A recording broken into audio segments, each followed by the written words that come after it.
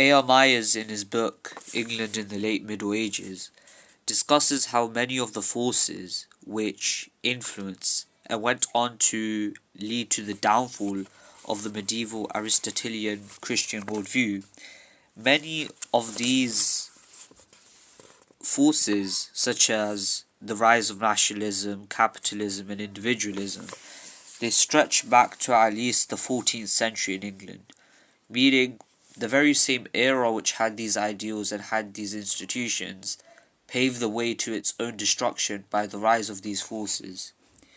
Indeed, the High Middle Age, dynamic as it was, had present in its very methods and outlook the seeds of decay.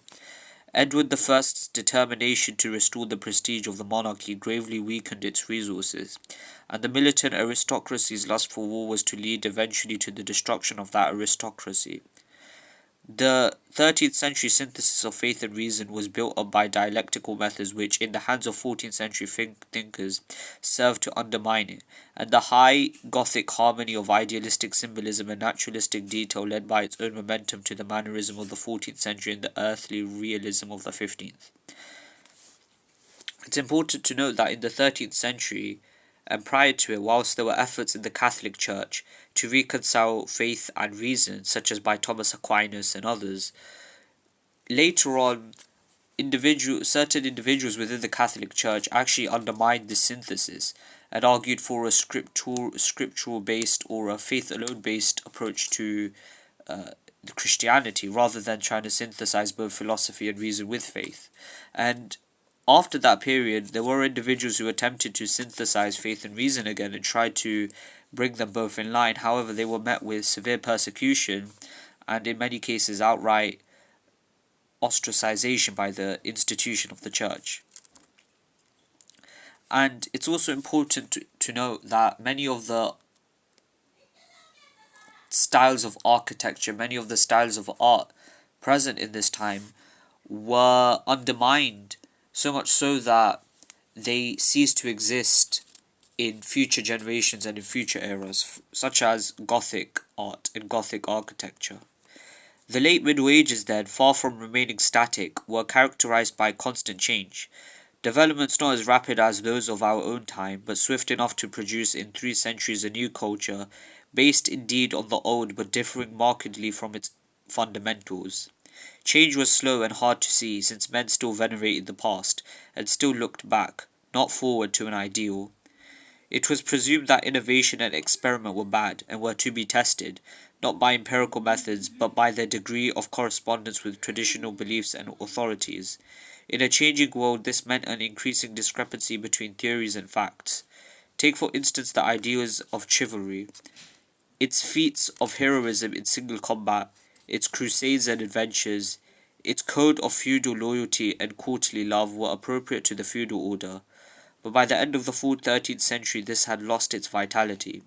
Yet the militant aristocracy of the late Middle Ages professed to find in chivalry its guiding principles, and the chroniclers who, like Froissart, wrote to please noble patrons echoed their beliefs. The outward forms of chivalry remained and flourished. Tournaments and the trappings of chivalry became more splendid. Chivalrous courtesy and etiquette became stricter and more complex. Orders of knighthood increased in number and in pomp. But in human relationships, especially those of rulers, the spirit of chivalry was dying. By the late 15th century, the crusading impulse, for example, was dead, though kings like Edward and Henry could pay lip service to it. In other spheres, the widening gulf between professed aims and reality is evident. The formal homage to the unity of Christendom, to asceticism, to 13th century theories of usury or the just price grew less and less sincere. Growing nationalism took pride in England, and in its increasingly distinctive speech and institutions, rather than in Christian unity, and came more and more to regard the Pope as a foreign prince rather than as the vicar of Christ. Individualism, creative and dynamic, undermined the control of the group, and capitalist merchants and clothiers shook off the regulations of the guilds. Increasing scope for personal initiative in rural society and the rise of yeomen and gentry broke up the old village community and made the hierarchical conception of society more and more unreal. The ideas and way of life of the increasingly important middle classes were in some respect or in some respects out of harmony with the outlook of the medieval church, as in the new emphasis on the value of personal initiative, thrift, industry, comfort, and family life, and in other respects opposed to the medieval order, as in the growth of anti-clericalism and anti-sacerdotalism. The increasing interest in the material world reflected in the improvement of techniques, in specialization, and in new artistic aims still worked as yet within the framework of medieval Christian society. Veneration was still paid to the traditional intellectual authorities and methods, but in reality the growing subtlety of logical analysis was destroying belief in the validity of human reasoning.